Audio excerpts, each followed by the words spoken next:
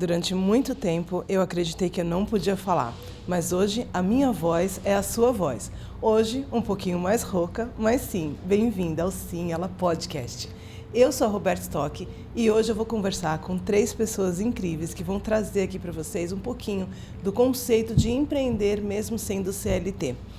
Vou deixar elas se apresentarem e a gente vai falar sobre um tema muito importante que é a nossa moradia. Como que a gente faz para morar? Acho que a gente pode falar sobre isso, né? Vou pedir para vocês se apresentarem e sejam muito bem-vindas, meninas, ao Obrigada. Sim Ela Podcast. Thalia, pode começar. Então, Quem é a Thalia? Meu nome é Thalia, eu sou mãe de um menino de 13 anos, sou advogada desde muitos anos já. E aí surgiu a oportunidade da gente começar no ramo imobiliário.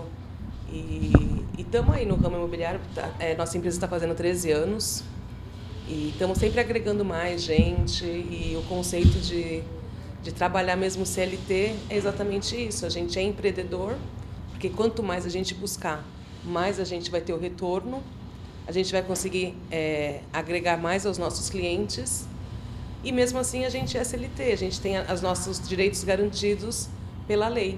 E na imobiliária você faz toda a parte de direito imobiliário, é isso? De como que funciona? Qual que é a tua função? Lá na imobiliária a minha função é administrar os imóveis, tá? E também fazer a função de advogada. Tá.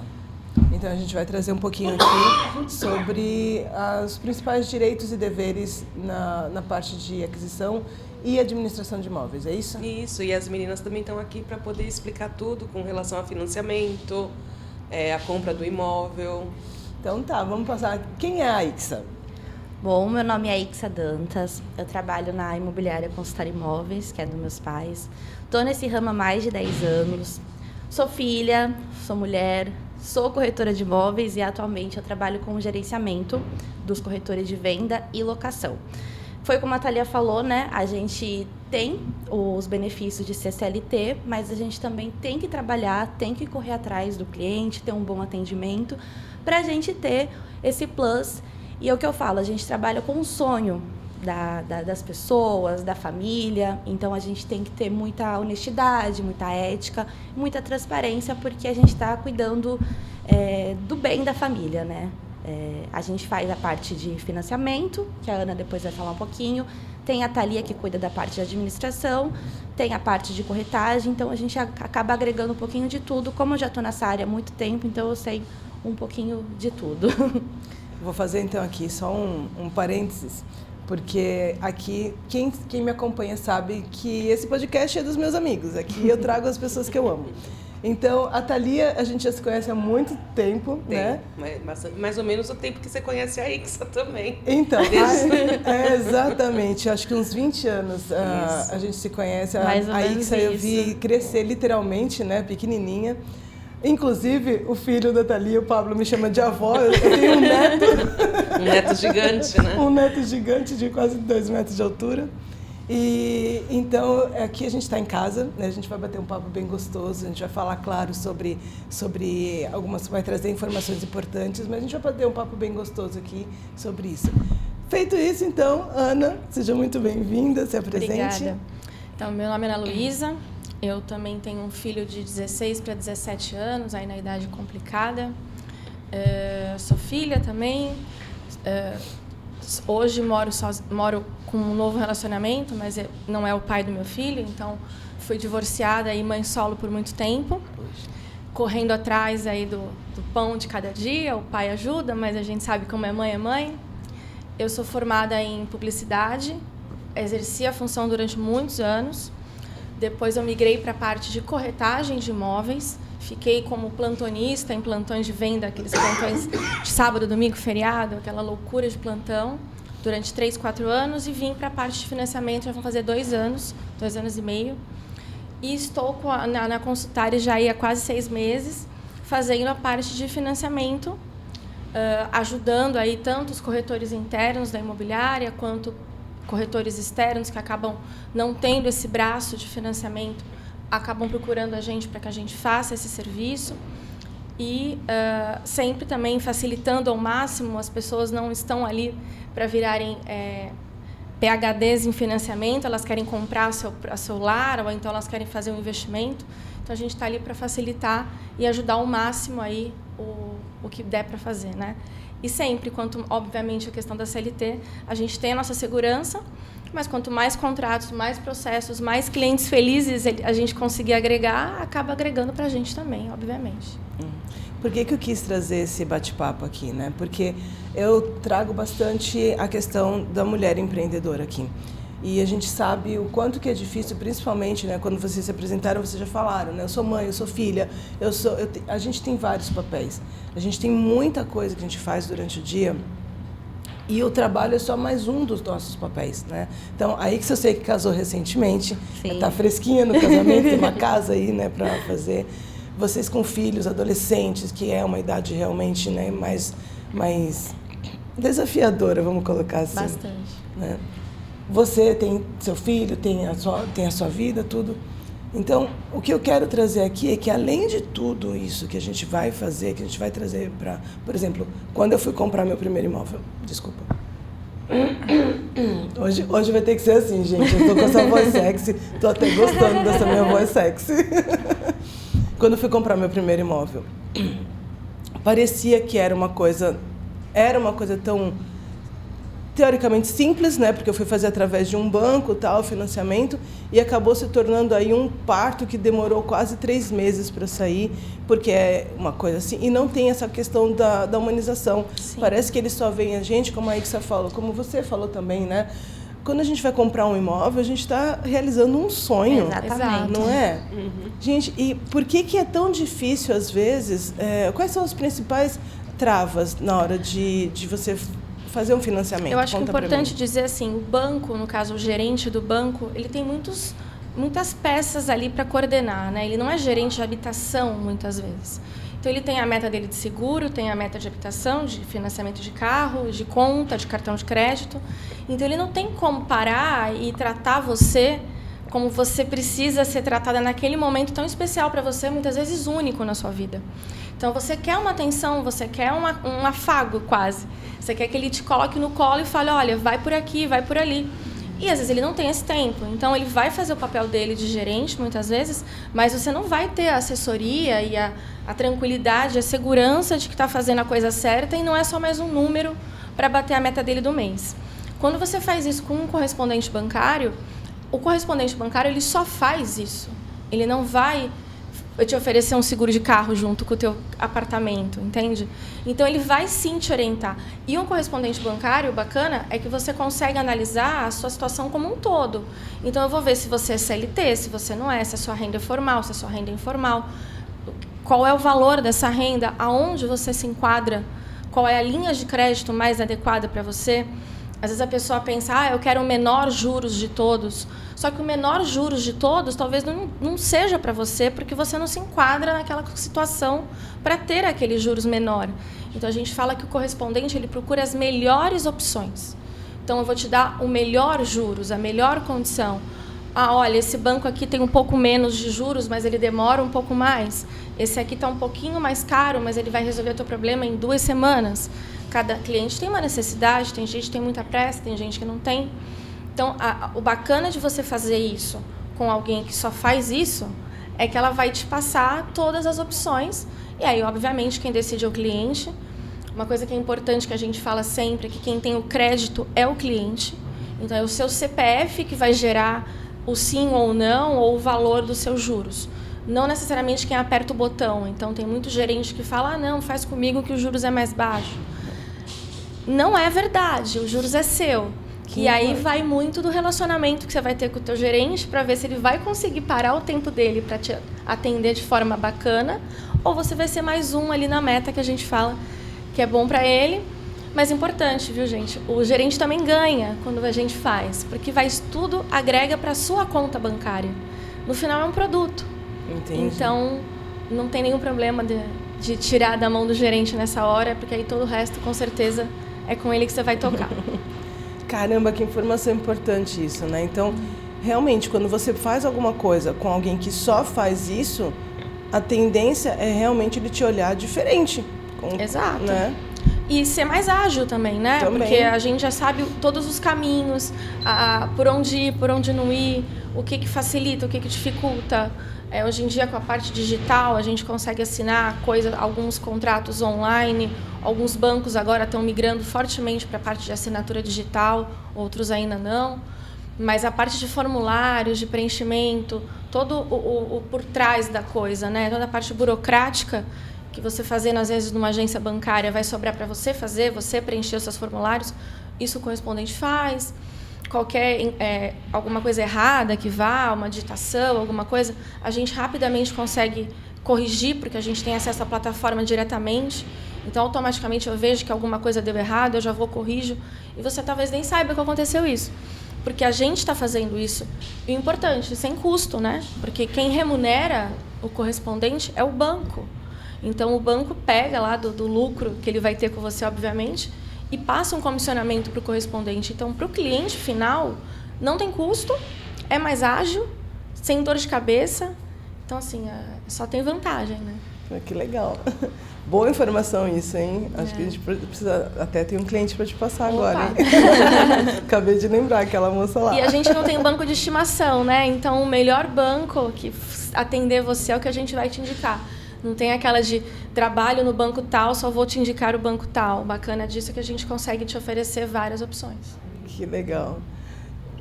Importante, né? Muito legal. Gostei dessa informação. Gostei dessa informação. A vantagem da imobiliária é essa, que a gente tem a imobiliária, tem o correspondente, o cliente acaba ficando assegurado de todos os pontos. Ele faz tudo no mesmo lugar, né? Exatamente, tudo no mesmo lugar. Ele chega ali, não precisa se preocupar com nada. Deixa que a dor de cabeça fica com a gente. Poxa, que legal. Fala um pouquinho da tua experiência aí, que você na imobiliária, que eu sei que você cresceu literalmente na imobiliária. Eu cresci na imobiliária, eu sou formada em técnico de transações imobiliárias e também fiz administração. Comecei com a corretagem, fiquei durante um bom tempo na área de vendas de corretagem. Depois eu fui para a parte de correspondente bancário, trabalhei também um tempinho ali.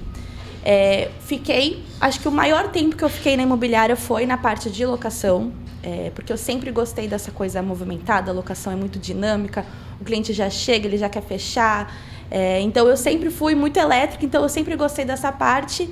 E acabei agora migrando para a parte de gerenciamento, né? Eu gerencio os corretores de venda, de locação, onde eu tenho um tratamento, um relacionamento melhor com o cliente. É ali que eu converso com o cliente, deixo ele seguro da transação da imobiliária, tanto em relação ao financiamento como em relação à venda, porque existe muita insegurança nesse momento, né? Você está adquirindo um imóvel, um sonho que é seu, que foi como você falou. Muitas vezes a pessoa só tem aquele momento, acaba não tendo isso novamente. Então, a gente está ali justamente para trazer segurança para o cliente, né? Para o nosso ramo. E acaba que, pelo fato de eu participar já de todas as etapas da imobiliária, desde que eu cresci ali, eu consigo trazer essa segurança para o cliente. Assim, o que eu acabo falando, a gente como mulher, eu tive muita dificuldade por ser nova e por ser mulher. Então, muita gente acabava que não me respeitava, não sentia que eu tinha conhecimento daquilo. Então, com o tempo, com o atendimento, eu tive que mostrar para o cliente que eu sei sim do que eu estou falando e sim que eu vou conseguir trazer o imóvel para o cliente, o financiamento, tudo que ele quer. Cara, então, eu já ia te perguntar isso. Quais foram os teus principais desafios? O fato de você ser nova, sim, né? Porque eu te conheço desde sempre e sempre vi você muito centrada, sempre tive essa sensação de que você era uma pessoa muito séria, né? Precisava transmitir isso, né, para o cliente.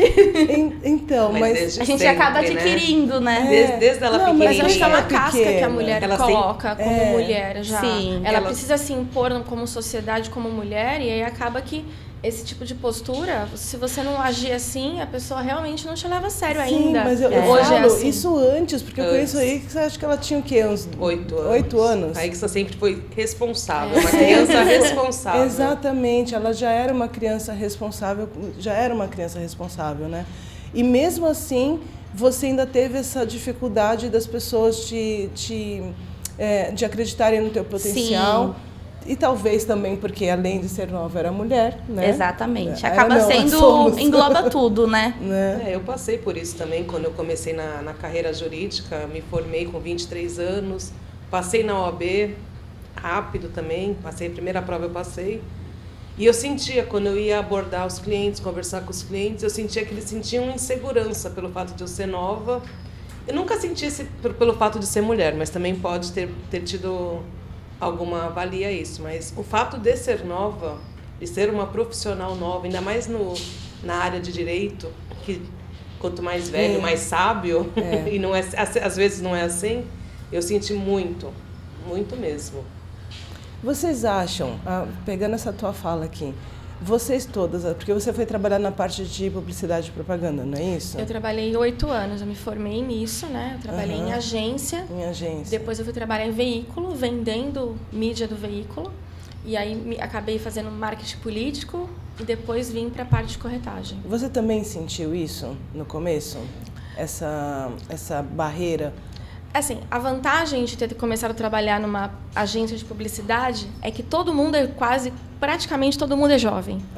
Então, essa parte do jovem fica um pouco de lado.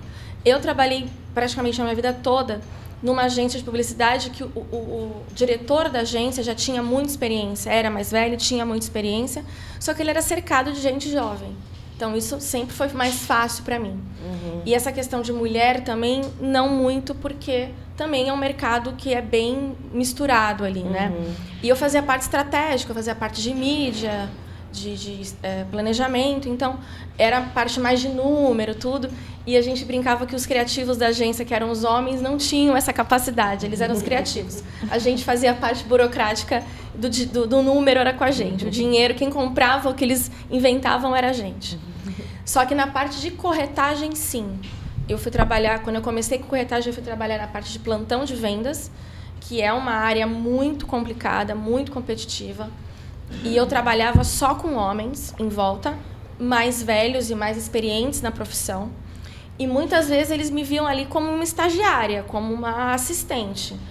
Como se eu fosse atender o cliente, falar talvez com o cliente mais jovem a linguagem dele, mas no final quem ia pegar a comissão era ele. Então eu penei um pouco assim para conseguir o meu espaço, não necessariamente com o cliente, que esses até respeitavam, principalmente se eram pessoas mais jovens também, mas com os colegas da profissão, assim, que foi um pouco difícil. Depois, quando eu passei para a parte de imobiliária mesmo, aí acaba misturando também. Hoje em dia tem muita gente jovem em imobiliária, né? É que antigamente tinha uma estigma que corretor de imóveis era muito homem, né? Hoje em dia que as mulheres estão virando corretoras, tem muito mais hoje em dia. Até eu acho que agora acabou balanceando, né? Tem mulher e tem homem no ramo de corretagem. Mas antigamente, por exemplo, eu vejo pelos meus pais, quando eles foram comprar imóveis, os corretores sempre eram homens. Então, acho que hoje em dia as mulheres já estão nesse ramo e está crescendo cada vez mais. E agora com a parte de rede social muito forte, nessa parte de corretagem, acaba que o pessoal mais jovem que se mexe mais melhor com isso, né? Acaba desenvolvendo. Então, é mais comum você ver e ser respeitado. Hoje em dia, acaba que eu acho que está quase que invertendo. Os mais antigos que não estão tão ligados nessa tecnologia, área, que acabam sendo um pouco deixados, não vou dizer de lado, mas um pouco mais difícil para eles. Mas, há uns anos atrás, era mais difícil mesmo. E me fala uma coisa. Hoje você está liderando uma equipe, né, Ixa? Quais são os teus principais desafios para liderar essa equipe? Porque eu sei que você conhece todo mundo, você está no lugar que você merece, você conquistou. Mas como que qual é o teu principal desafio no teu dia a dia de lidar com as pessoas? Porque gerenciar pessoas não é fácil. O público é difícil, né? Tanto acho que as pessoas que a gente acaba trabalhando, como os clientes, a gente tem que entender a necessidade de cada um. Porque como você falou, eles são corretores, mas eles também têm a vida pessoal deles.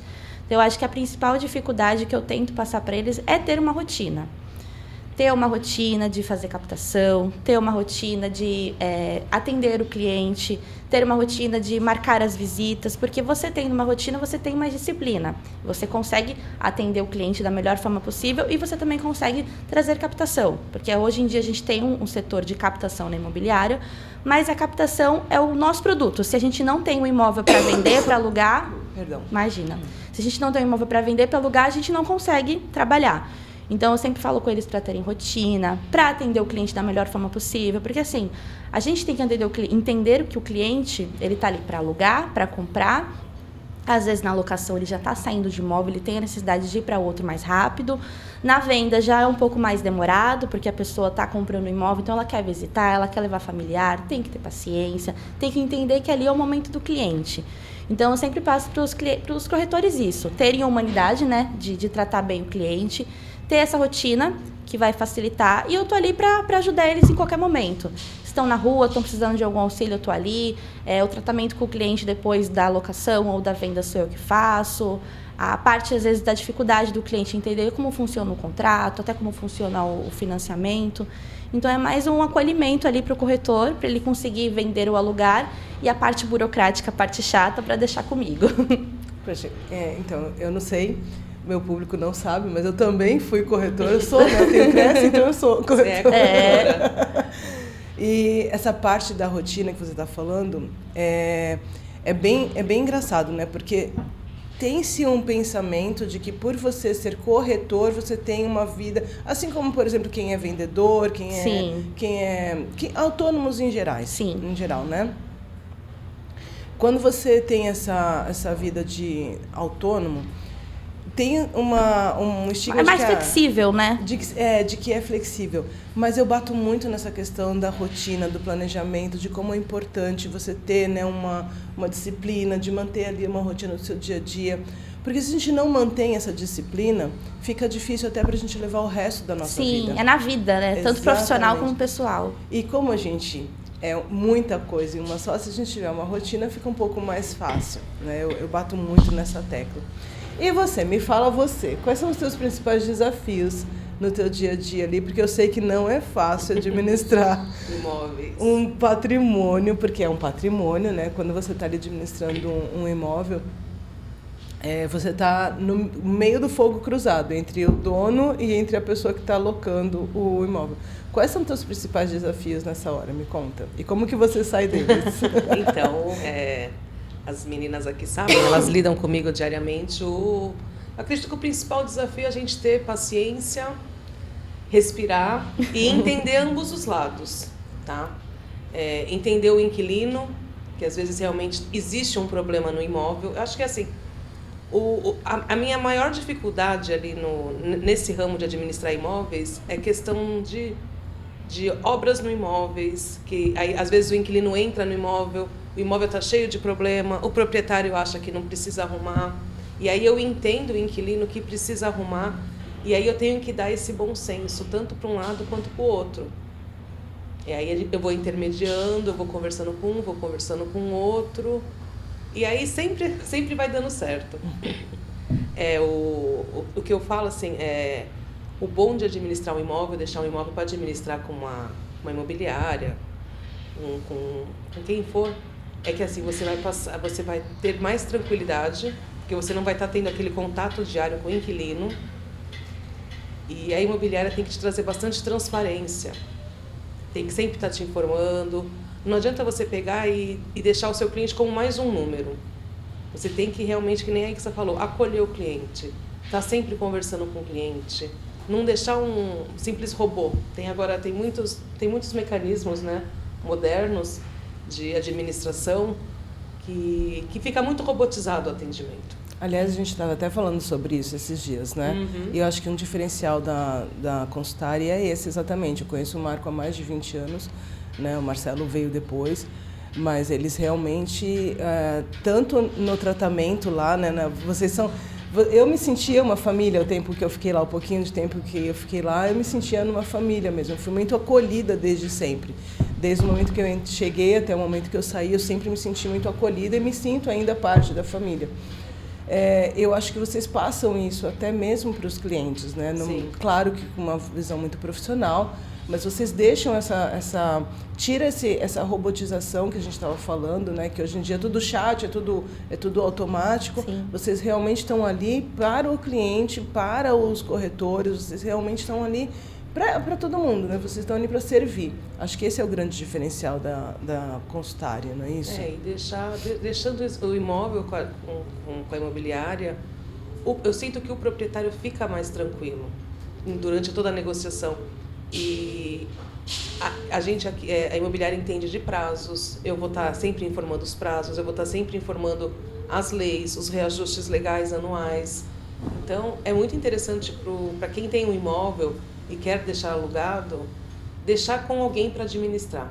Porque é um custo tão baixo perante ao que você tem de vantagem, né? De vantagem, né? Eu vejo por onde eu moro hoje, meu inquilino mora do lado da minha casa, coitado, toda hora pingou um negócio, né? Bato lá da casa dele. É isso que os proprietários não querem. Eles não querem nem contato, né? Que, na verdade, eu acho que é o correto, né? Porque você precisa realmente do intermediário, de uma terceira peça, que é o administrador, porque senão todo mundo está certo. Exato. Né? Eu tenho a minha razão, o outro tem a razão dele. Se não tiver um intermediário de E uma fica muito pessoa... informal também, é uma relação... Você vai falar, oi, você vai mandar um WhatsApp pro cara 10 da noite e falar, olha, tá pingando a minha parede. Exato. Parece que você tá falando com um parente. A pessoa não é um parente, né? Ela tá te prestando um serviço, ela tá te locando um local para você morar. Exatamente. Você tem que ter alguém para você poder... Às vezes você tá bravo, você tem que, né? A Thalia vira e mexe, ou recebe umas ligações e você fala, não é possível. Mas as pessoas estão bravas, porque elas estão vivendo ali e elas querem desabafar. Lógico. Acaba sendo um pouco de psicólogo também, né? Você desabafa um pouco.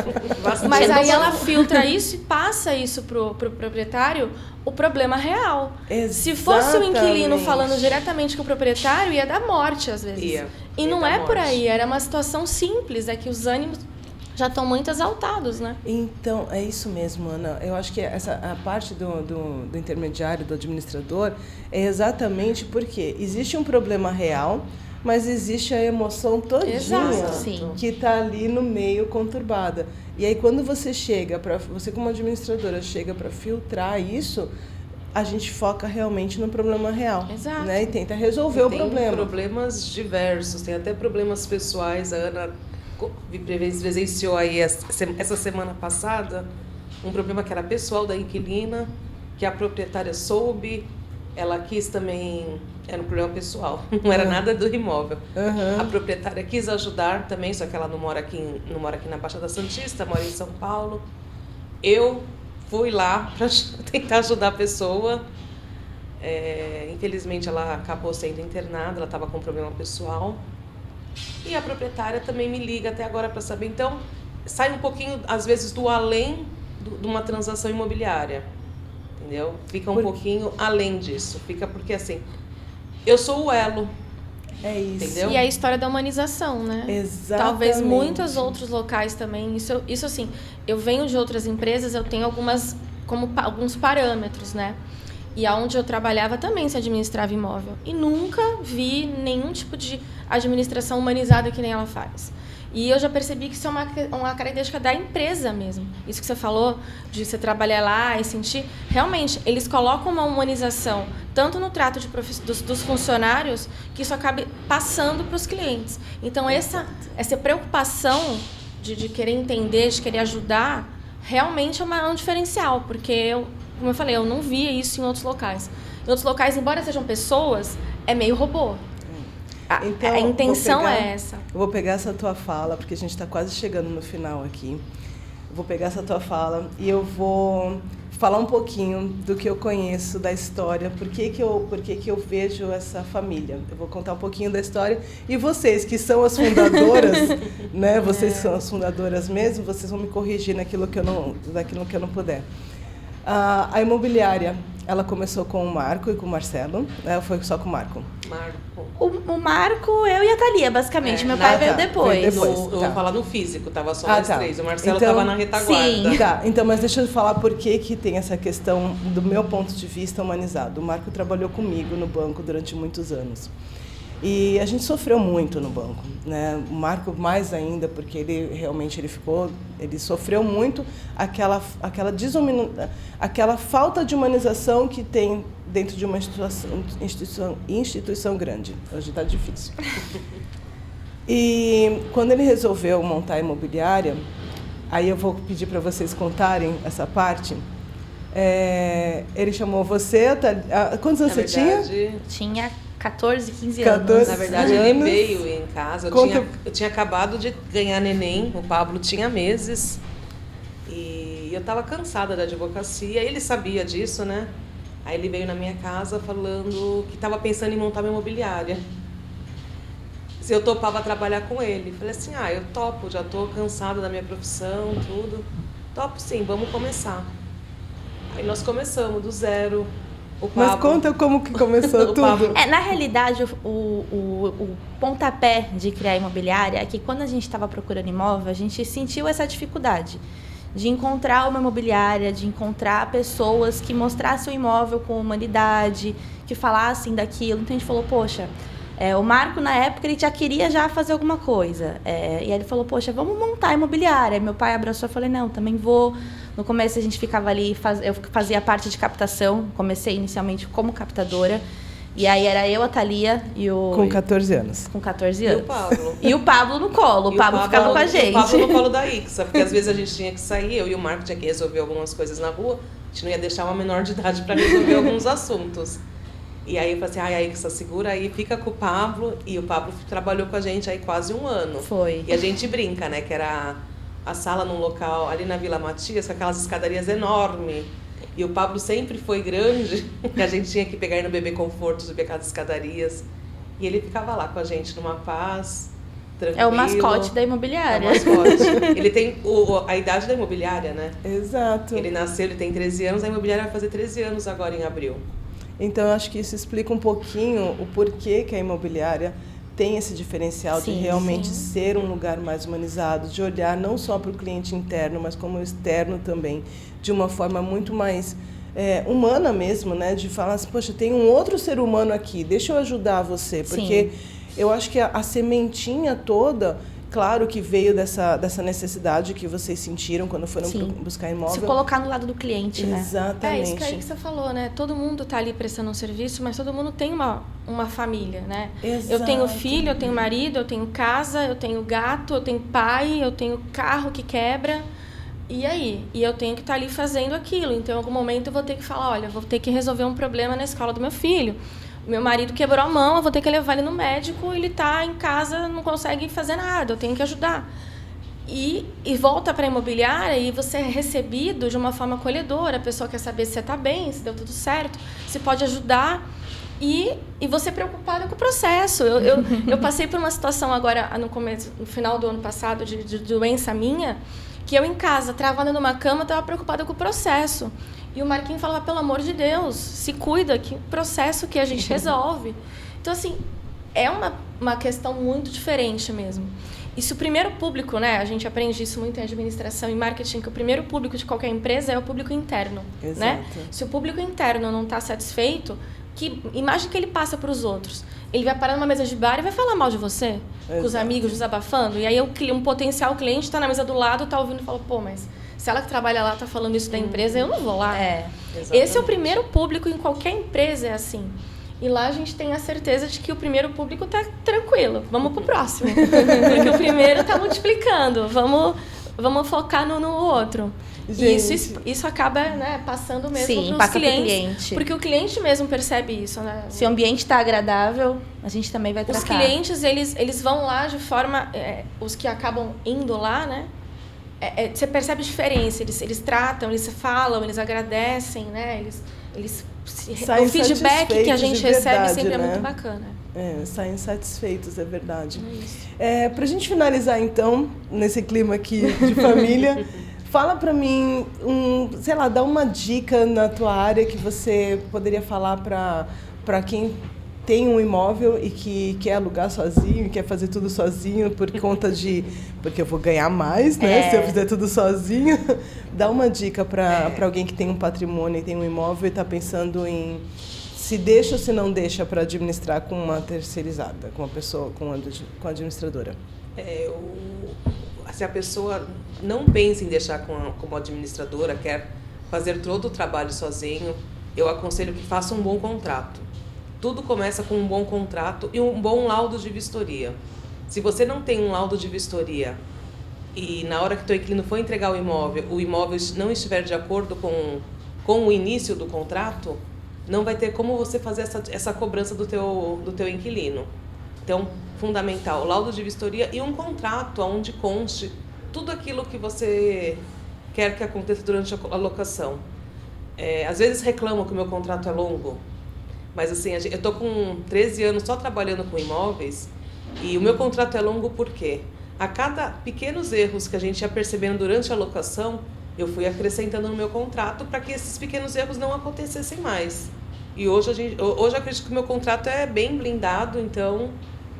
Agora, e o porquê de deixar com a gente, administrando imóvel, é porque você vai ter um laudo de vistoria, a gente já vai fazer isso gratuitamente, um contrato e toda a assessoria durante toda a locação. Eu acho que o principal também é a análise de documentação. A análise de documentação também é principal.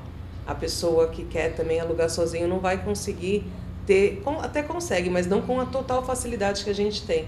Eu que diga. E gerenciando, eu também já fiz parte da Caixa. Analisar a renda é uma coisa que não é muito fácil. Hoje em dia, para a gente é fácil porque a gente faz isso desde sempre. Mas não é todo mundo que consegue analisar a renda. Então, tem mais esse requisito, né? A análise do contrato, ver se o cliente tem algum tipo de restrição, se tem algum processo de despejo, se tem algum processo de execução. E está sempre passando isso para o proprietário. Perfeito. Isso. E você, Ixa? O que você deixaria de dica aqui para alguém que está pensando aí em comprar e vender e alugar? Então, foi o que a Thalia realmente falou, né? É o contrato. O contrato é o principal e isso você vai ter na imobiliária. Análise de documentação, tanto na locação como na venda, porque na venda a gente tem a questão do financiamento.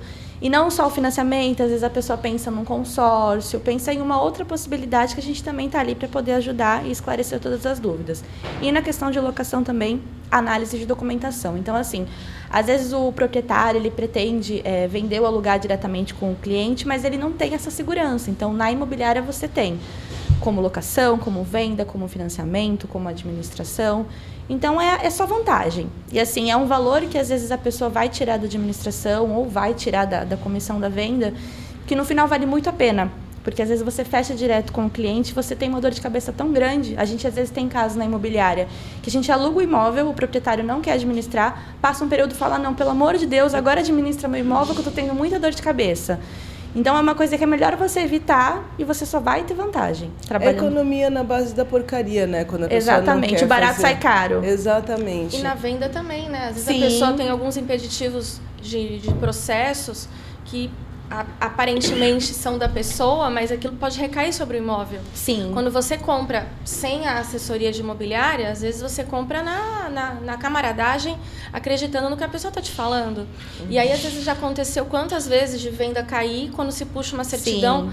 tem uma certidão trabalhista ali que não dá para resolver. E no particular, às vezes, a pessoa não puxa, não vê isso. Não puxa. Às vezes tem processo de alimento, por exemplo, que é a vulgo pensão alimentícia, que se a pessoa não fala que não tem bem, que não tem dinheiro, podem penhorar o bem, aí ver que acabou de vender para você o bem, podem entender que está mascarando o patrimônio, que a venda não existe, que a venda é de gaveta, e você que comprou o imóvel, que não tem nada a ver com isso, vai estar tomando um processo para pagar uma pensão que nem é tua. Meu então, Deus. assim, se você faz isso na camaradagem, não, tá tudo certo, assina aqui, como é que você vai depois brigar? Vai reclamar para quem? E a imobiliária, ela é isenta, né? Então, se não deu certo naquele imóvel, ela vai atender o cliente em outro imóvel. Não vai travar naquela venda e acabou meu mundo. Se eu não tenho aquele imóvel, eu não compro nenhum outro. Isso aqui é uma situação bem importante para a imobiliária. A gente quer que o cliente esteja satisfeito, que ele ganha, a gente também ganha, todo mundo sai ganhando. Exatamente, né? O ganha-ganha com a segurança, Exatamente. né? Porque acho que aqui a palavra principal é a segurança, de você realmente estar fazendo algo com bases sólidas, né? Sim, de exato. Pesquisa, de tudo. Uma empresa que está há muito tempo no mercado, então a gente tem o conhecimento. Conhece o que é o problema e o que não é, né? Não é um cartão de crédito, não é o que é uma coisa que é simples e que não vai dar em nada e está tudo bem. Existe lá uma pendência, mas a gente sabe que não tem problema. Ou que pode se resolver. Ou aquela que é completamente impeditiva, mas a pessoa está jurando de pé junto que está tudo certo. E a gente está vendo que não está. Então, essa parte isenta é muito importante. Bom, para a gente finalizar aqui, então, vou só destacar aqui a questão da segurança, né, que é importante você estar ali. A questão do atendimento humanizado, porque eu conheço vocês, a imobiliária realmente é uma família, né? A Consultare é uma família até para mim hoje, né? Conheço vocês há anos. Bastante. Bastante. Eu era bem jovenzinha. Todos nós. E essa questão também de você poder ter rotina. Acho que uma das coisas que você falou aqui que casa muito com o que eu prezo, né, com o que eu prego, é essa questão da formação de uma rotina, da importância da gente ter isso para qualquer coisa que você vai fazer. Sim, se você é autônomo, se você é profissional liberal, se você é CLT, se você qualquer for, você é um ser humano, você precisa ter rotina. Sim. Né? Senão você não consegue desempenhar. Então é isso, meninas. Eu acho que gostei desse nosso papo. Vocês gostaram? Obrigada pelo convite. Eu gostei. Vou ficando por aqui. Deixa um comentário. Ó, como é que é? Tem um negócio que eu tenho que aprender a fazer. Curte, compartilha. Deixa né? seu like. Deixa perguntas. Ativa o sininho. Obrigada, eu tô aprendendo ainda. Tem que fazer um curso. Seja membro? Seja membro. Seja membro. Eu vou querer esse negócio de Coloca seja membro. seja membro, é bonito.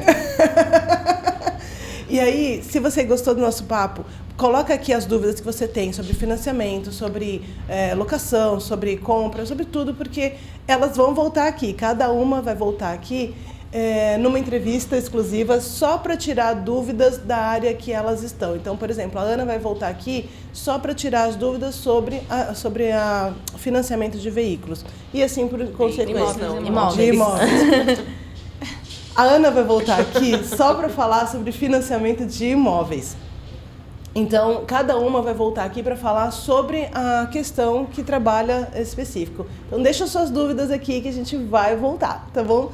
Obrigada. Obrigada. Fomos e tchau!